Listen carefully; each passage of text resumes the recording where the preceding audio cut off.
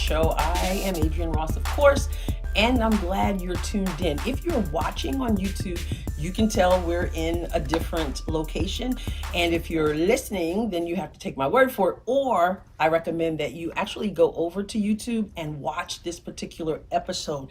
I'm in the library with two guests. And if you have been paying attention to the conversation I've been having about the pornography, the hypersexualization, the obscenity in the public library, actually also in public schools, unfortunately, and some private schools, then you will want to pay attention to this. And also, if you've been reading some of the things that I've been writing on my Substack, adrienneross.substack.com, this is not foreign to you. But today I have the honor of having two warriors in this fight against going after children, targeting children with pornography and hypersexualization. And we've been fighting, and I want to introduce you to these guests, and I want you to know what we're doing. And before it's over, I want you to know how you can help us in this important fight. Now, if you have children with you, you know your children, you might not want them involved listening and watching this particular conversation, and particularly toward the end, because we do plan to show you some things, and at that point you don't probably want your children to partake of what we might show you.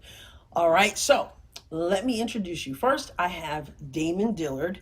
He's a fellow warrior in this battle, and I also have Laura McGinty, who's also a warrior in this battle for children, for protecting children. That's what this is all about. So I'm going to allow them to introduce themselves, and then we're going to dive into the conversation. And I'll start with, you want to start with Laura? Ladies first. Okay, ladies first, he says. Okay, well, as Adrienne said, I'm Laura McGinty, and I'm a Cape Girardeau resident. We've been here a long time. Number one, I'm a Christ follower. So, when God tells you to do something, you better do it. So that's my number one reason for being involved in this. I'm a wife, I'm a mother, I'm a grandmother. Those are other really good reasons to be involved. I have a lot of friends in the community, and I'm reaching out and finding lots of support for this effort, so I'm grateful for that. It's on my heart to help people, and I want them to know the truth from the lies that are being spread, the deceit that's going on. So that's why I'm here. I'm glad you're here. Thank Glad you. you're here. Thanks Yes. for inviting me. Yes, so a mom, a grandma. Okay, so that's important, Yeah. when you talk about children and how they were treated. Damon, tell us a little bit about yourself. I'm a dad. I've always been active in the kids growing up in schools. And about 3 years ago, I had someone come up to me and ask me if I was aware of the teens room at Cape Girardeau Library. And I hadn't. I had never been here before. And she mentioned to me that there were some books that would likely be found in that room that would be very upsetting. And she was actually asked to leave the teens room because it's teens only. So I'm a little bit larger than the average bear, and I figured, well, let's see if they can run me out of there, which they didn't. And I started pulling books off the shelf. And what I found was just absolutely disgusting. I mean, just beyond disgusting. So I formed a group called Patriots Unite. We have a YouTube channel and a Rumble channel now. Especially after YouTube canceled one of my videos today. So active, conservative Christian, very much so non-political in the sense that I want to see what's done for the right way, following the Constitution. I don't really necessarily care about parties, but this is a fight that is our future. I mean, we talk about what we're going to do the next generation. Well, if the next generation has its mind ruined, by the time they're 10 or 12 years old, what kind of hope can we look forward to? Absolutely. Yeah. You want to add to that? Well, I just want to say I think it's pretty incredible that we've all come together from different avenues and different viewpoints on how to look into things. And we have another wonderful person on our team who has contributed a lot as well. She's not here today, Sharon Jackson. But I just think it's really cool the way I think the Lord put us all together. Absolutely. It just came together like magic, didn't it? Yeah. Everybody's got their own little thing. I'm not quite sure what mine is, except I'm rooting them on. Yeah. Well, I'm glad that she mentioned that there are other people, because I just sort of I know there have been people who have been in this fight much longer than I have. You've been doing this for like 2 years, right? 2, 3 years. And I just sort of happened across this information, and it started with this book called Gender Queer. And it's like, I heard that there are books that are talking about anal sex, oral sex, masturbation for children. And whatever I ran, I don't even remember what it was I first saw, but it said, check and see if this book is in your children's schools, check and see if it's in the library. And I did, and there it was. And I was absolutely blown away. Now, I taught seventh graders for nearly 20 years. I care about kids. I love young adult literature, but I love children, and I believe that their innocence should be protected. And the only thing I could see in that book, and then others subsequently, was a target to rob them of their innocence. Yeah. And that's when I jumped in. I didn't know that there were other people who are already fighting this fight. I didn't know Damon, Yeah. And so, as she said, it's not just us, there are others, and she mentioned Sharon Jackson, and there are other people who've come to meetings we've had, because we determined that we were not going to let this thing go. And so, as far as I'm concerned, I started out by coming to the library, checking to see if the Gender Queer was here, talking to the people who worked here, asking about, noticing that that particular book was now in the adult section, the graphic novel section. Right. But others are in the teen section. So I started there. I'm like, what can I do? What are the steps I can take? I asked the library that. This same library we're in. Okay, you fill out a form of reconsideration. I did that for a couple books, and it was rejected. And then showed up at a library board meeting, gave my spiel at the library board meeting. If you pay attention to the show, you've seen that already. Okay, you might see it again before this is over. But so we did that. That didn't, and we said, you know what, we're not letting it go. And so we've been meeting and we've been planning things, and we'll get into that. But let me ask you this, how old are your children? Well, I have adult sons, but the grandchildren, their age ranges from 2 to 13. I mean, so we're right in that age group of concern. Any kid with a library card can come in here and virtually check out anything they want. Absolutely. It doesn't just have to be in their section of the library, which I just found that out, and I'm pretty disturbed about that as well. So, if it's unhealthy, if it's lewd, if it's degrading, which these books are. Absolutely. We've discovered this. Yes. I went on their website a couple months ago, and there are over 66 books in the category of pornography. Now, there's probably more than that, because I typed in a couple of other words that led me to that.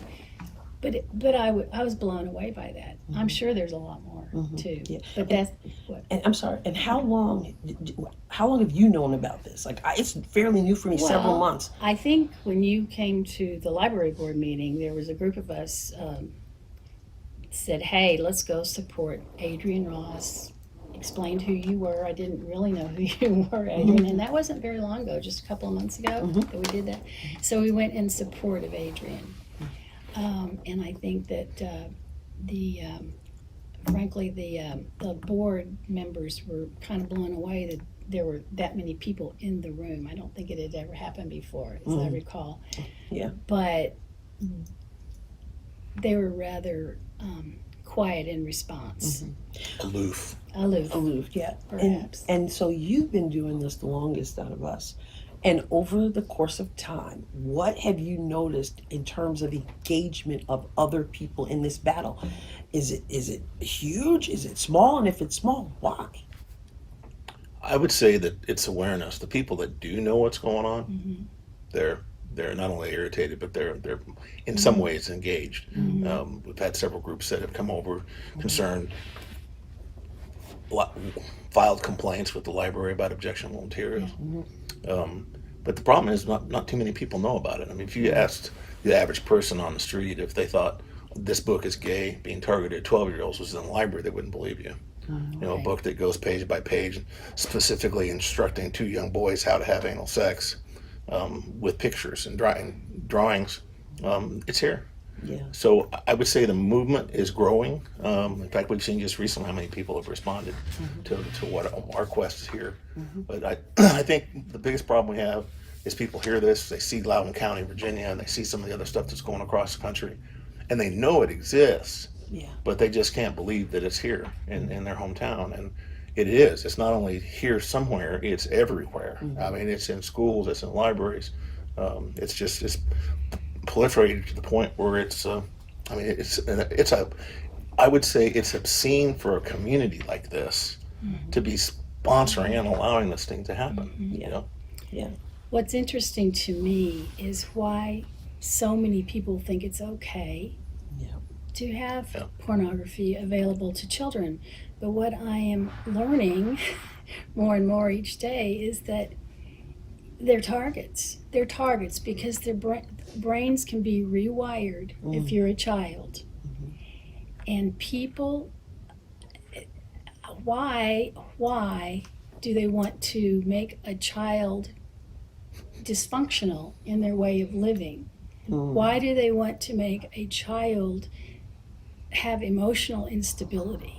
So I'm going to stop Just- you there because I'm going to yeah. ask you this question that we may not have the answer to. Yeah. I'm going to ask that. Why? Why? Why is that? Do we have an answer to that? Really? Why would you take a child who's supposed to be innocent and supposed to be protected and not supposed to be exploited and subject them to languages and graphics of oral sex, anal sex, masturbation, all this stuff, even encouraging them, as this book is gay does, to get on sex apps, tells them how, the steps to get on sex apps, to how to put their picture up there, how they can meet up with strangers. What in the world? Why? A simple answer: it's evil. I mean, Evil. the goal is to steal the innocence of our children Right. to the point where they no longer become children. And you think about pornography and you think about all the other stuff that's out there. It doesn't matter, alcohol, tobacco, drugs, whatever the case may be. But a person has their entire life to experience that stuff after they're adult. So why can't we just allow them to be 18 and then let them form their choices on this kind of stuff moving on? But they don't, and that's the corruption of basically the fabric of the family is what's really ultimately the target. This is Marxism. Every action that we see happening is lockstep with the Marxist American Library Association, with the Marxist Missouri Library Association. And Marxism has three core tenets. One is no God. The second is no family. And the third is no private property.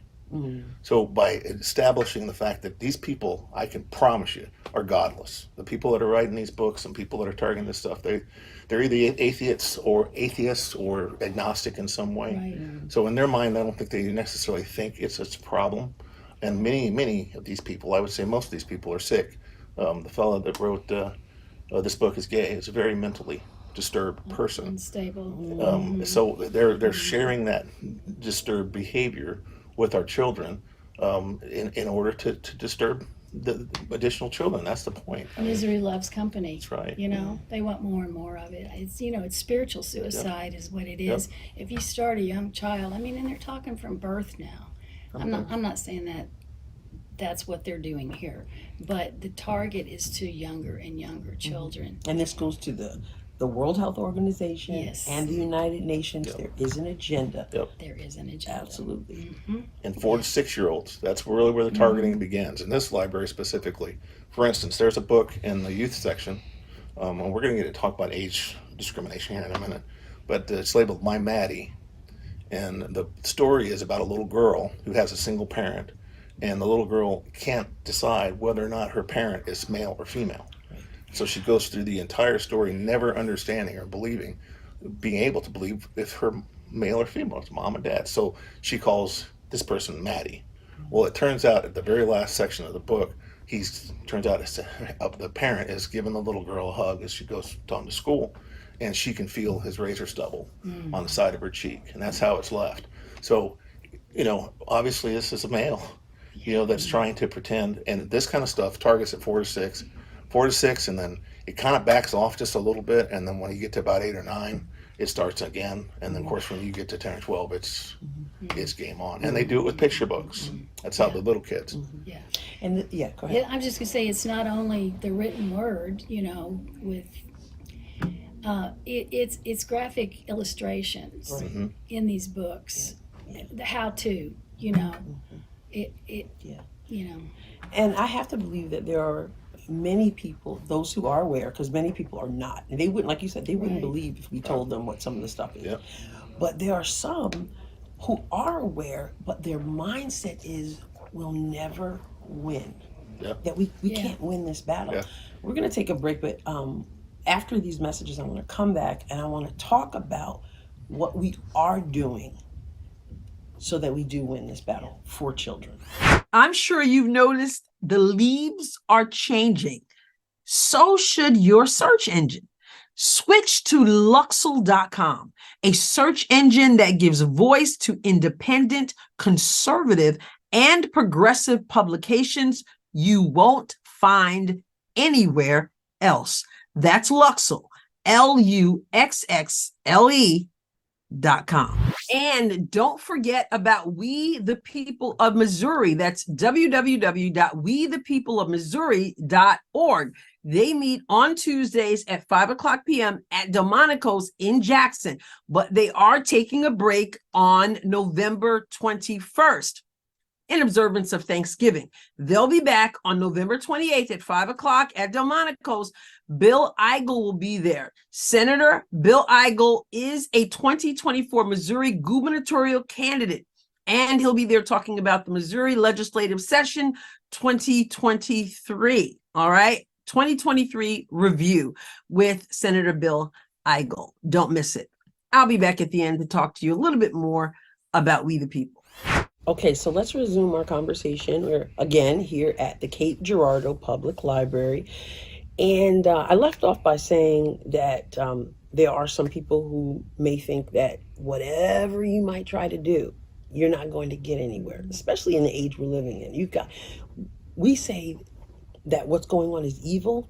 There are people who look at us and say that we're evil and we're haters, and they shut the door to us automatically. Yeah. Okay, but we can't let that stop us, and we haven't. So what do we have in our hands? What tools do we have to make a difference? What makes us think that we're going to get somewhere with this? Well, there's all kinds of laws in the books designed to protect our children. And let's just go back just for a second and talk about the age discrimination thing, the way the library does it, and how they just utterly disregard the law. The law in the state of Missouri defines a minor child as this: a person who has not yet attained their 18th birthday. Pretty simple. If you're 17 or less, you're a child in the state of Missouri. And in fact, that's pretty much the case all over the country. But yet, the way the library does it is they decide that they're going to categorize books for certain age groups that are all minors. In this situation, just to point it out, there's computer terminals here that you can access Pornhub with. And any child that's 16 years or older can access those computers. So they're disregarding the law right there just blatantly. So as far as what we have all the minor protection laws. We have new SB 681, which has to do with schools, when the schools are not allowed to provide sexually explicit materials to children by any means. And we've also got new library funding rules that came down from Jay Ashcroft's office. It's not a law because they couldn't get the legislature to actually move forward with it. It was presented on the House, but it wasn't approved in the Senate. So Ashcroft basically rewrote that into a funding rule, and it's pretty simple. It's pretty clear. I can read it for you if you want me to. Yes, I will. Just the section that's most pertaining to what we're talking about right here. Okay. And the idea behind this is that there is no involvement with the parent, as Laura was saying, that if a child enters this building, if they have a library card, they can check out any book that they want. Now, interestingly enough, the library does have an child attending policy where certain age groups are not allowed to be left unattended in the library. And the reason they say that is because everybody comes to this building, and sometimes there might be some unsavory people that have ill intentions for your children. That's pretty interesting. They have a policy about children, but yet they're forcing this stuff, or targeting this stuff, I should say, at minors. So in the funding rule, Jay Ashcroft, it goes through what needs to happen, and the rule was designed so that the parents had to have a decision on what materials their children were having access to or to check out. That means could they walk up and look at also. And there was a plan that they had to form, and that's in this rule, where they had to develop a policy and a plan to involve the parent in the decision making of what their children would see. Mm-hmm. What the libraries did following the Marxist MLA, Missouri Library Association, is first of all, they made all of us bad guys for wanting to do this, Right. protect our kids. Right. And in the revenge mode, what they did was they canceled every minor's library card in the state of Missouri, with the idea that now the parent has to come in to get involved, like the policy says. And I'll just read you the policy real quick. It says the library has or will adopt a written, publicly accessible department of policy addressing how sections are made in considering the appropriateness by age of any minor. So that means that the libraries must come up with a designation on how they handle materials for minors. Okay. Well, obviously that's not being done, obviously. The other thing that they have to do is that they were supposed to adopt a policy that is allowing a minor's parent or guardian to determine what materials and access will be available to that minor. And no person employed or acting on behalf of the library shall knowingly grant access to a minor to any material in any form not approved by that minor's parents or guardian. So what they did in response was cancel all the documents, all the library cards, and then made it an effort for the parents to come in to sign the card. Well, there is no engagement. There is no way to stratify the materials. It's either all or nothing. Once the parent signs for a library card, the child gets a library card and has complete access. Do you think that what they did, I know they're trying to be sneaky, do you think that what they did fits what that is saying? Well, absolutely not. No. Absolutely not. No. And the other thing that's involved in this is because it's a funding rule, the only enforcement agents are you people and us. No one is going. The library is not going to enforce this policy. They've already made it blatantly clear that they're not interested in doing anything. So right now, the Cape Girardeau Public Library is in violation of this funding rule, and I can get you the number to it for it. So Jay Ashcroft is asked, let us see, and he's going to pull funding, and that's one of the first steps that we're going to take. And that's about the only thing that you can find to get these people attention is losing their money. Money talks, Yeah, you know. absolutely. So we will see. I don't think that they're used to people continuing the fight. No. Right. They're not. They're not expecting that. You want to talk to us a little bit about what we've been doing? Well, What we have. You mentioned Sharon. Sharon Yes. Jackson, brilliant woman, knows the law very well. She has written up for us that we're going to send to the state of Missouri a petition, which it states all the facts, all the legal facts of what's going on here and regarding pornography, how it is being well, it goes through and lists everything, and then in the end, we have a what's called a prayer for relief, and it's asking we're stating what we want to do. We want to create a committee and investigate all of this. We want to instruct the public library to remove all the books in question in the under 18 age section that are considered obscene. And there are different legal tests that clarify what all that means. We're going to require the library to follow all the provisions of the Missouri regulations that Damon referred to, and investigate the policies of the American Library Association and the Missouri Library Association to verify that their policies are following the community standards. These are things that the federal and state statutes regarding pornography and obscenity in our libraries. It's all about that, and we're asking to halt public funding for these things if they don't go for it.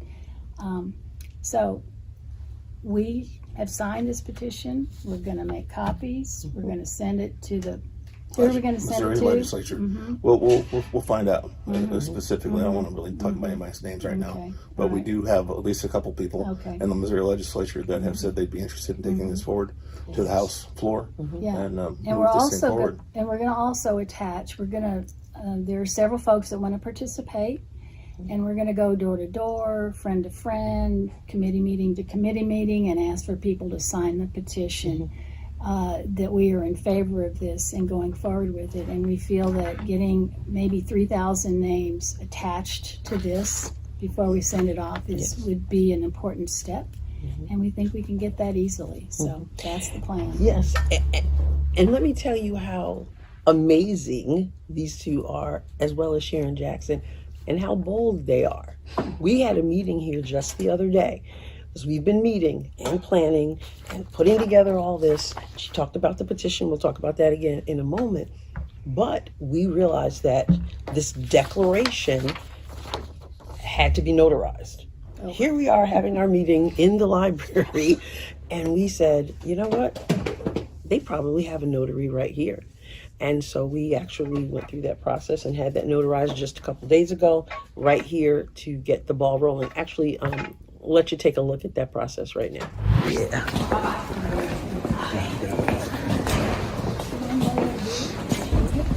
Hi, Lydia. How are you?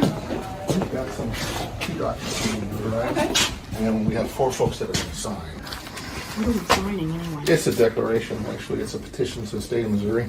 Okay. And then whoever, are you filming? Those 4. Yeah. It's a We're doing a historical. Okay. It's historical. Capture moments. Yeah.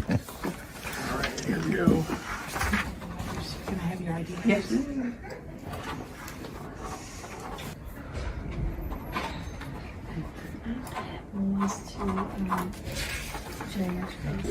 We're at one of those moments. This is yours, right?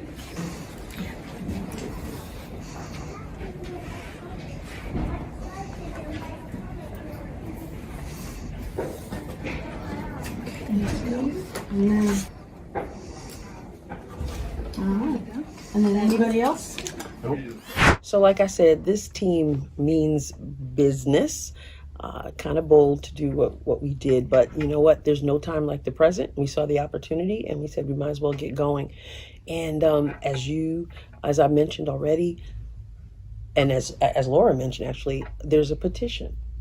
And we want people to help us to get this thing moving. And in fact, there are people who said to me, let me know how I can help. So Laura, let them know how they can help. What are we going to be doing and how can they help us?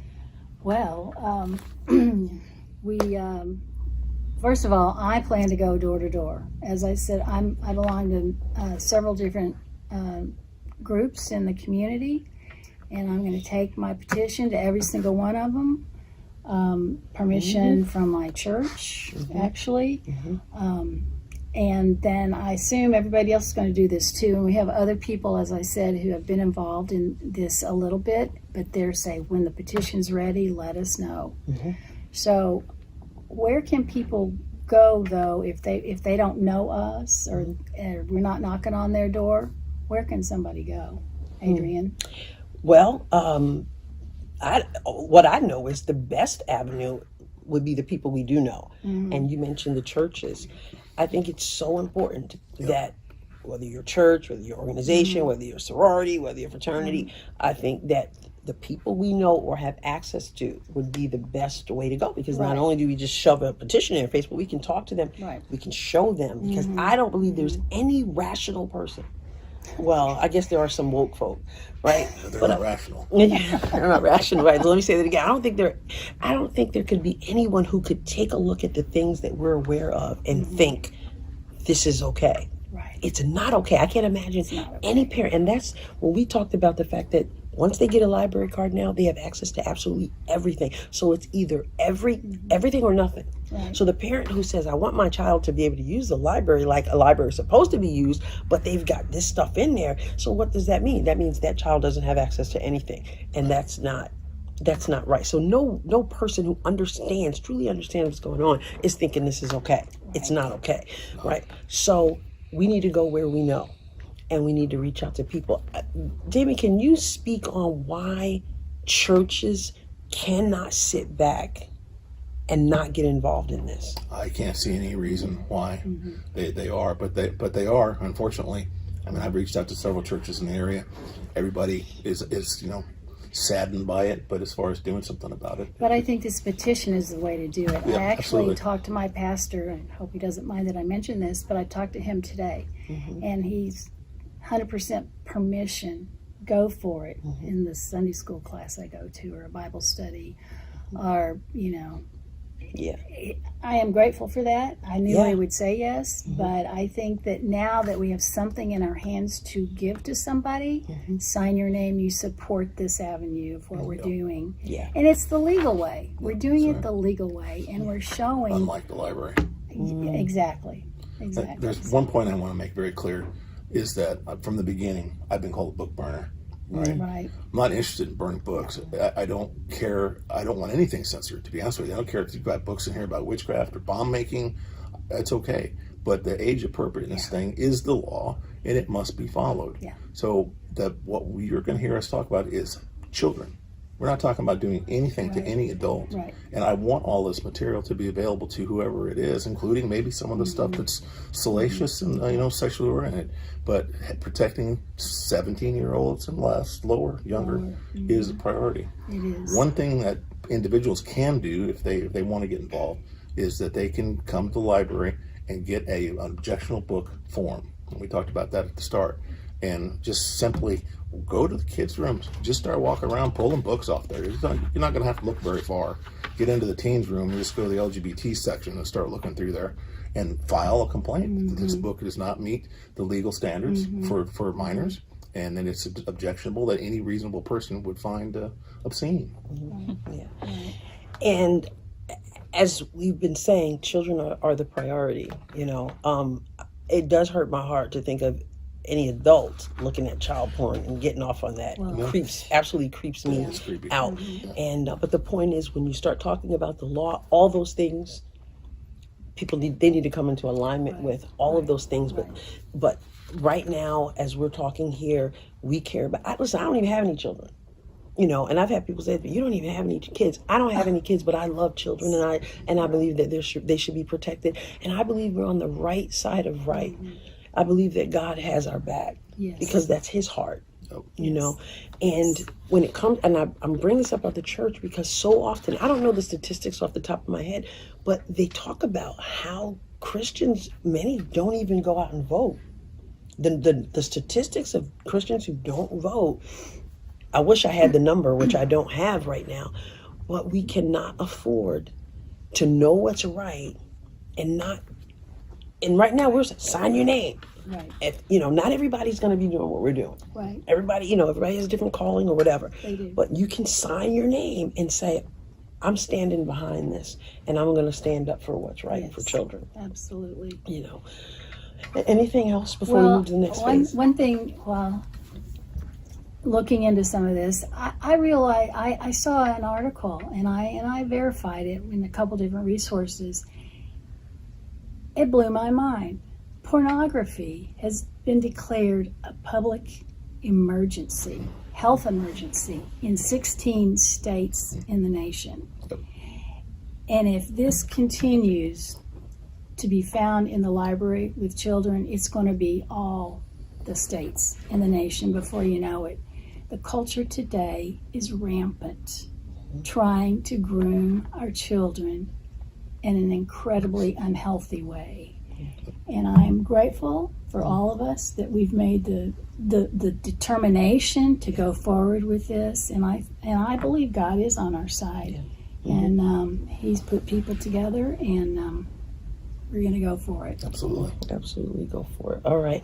Well, what we want to do now, and let me again say, if you have young children, particularly for this part, you might want to go into another room or have them go into another room, because we want to show you some of the things we're talking about, because you need to know.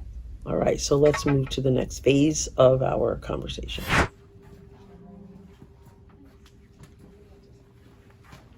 So just to get an idea, let's just go to a basic search.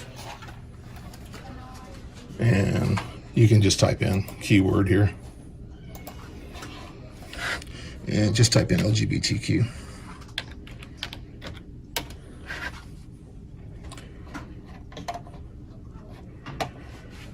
And this one has 2 pages. That is, there's probably 30, 40 just on that title right there. And if we look at this is a survival guide for trans people. You'll notice it's a teen nonfiction section, which is in the room we're in right now.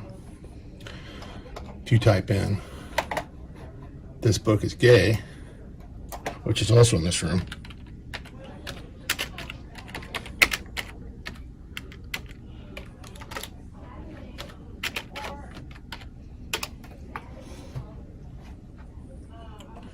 You'll also notice that it is in the teen nonfiction. And let's just make this clear as well, that these are not just books that are this book is gay or LGBTQ or queer that you typed in, but these are the pornographic, hypersexualized books. Yep. Okay. Every one of these deal with sex instructions, and the whole section of them right over here.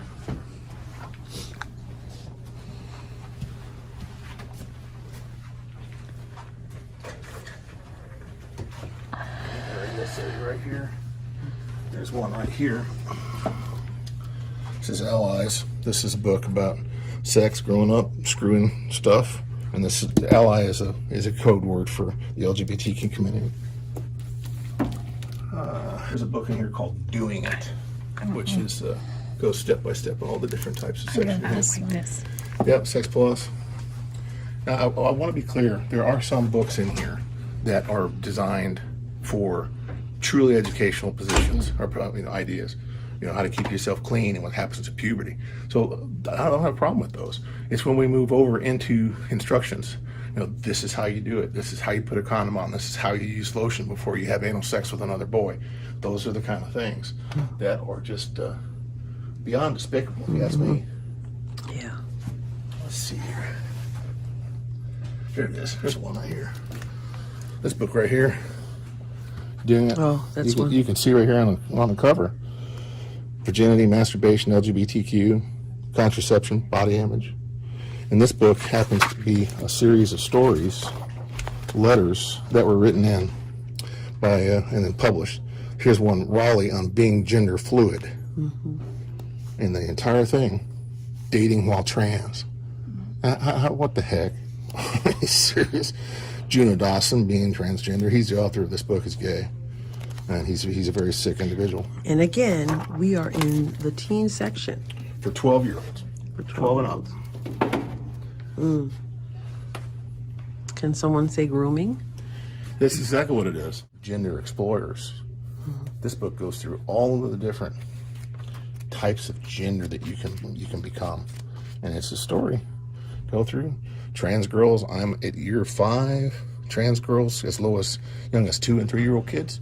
Wow. Being trans? What? Are you kidding me? This is insane.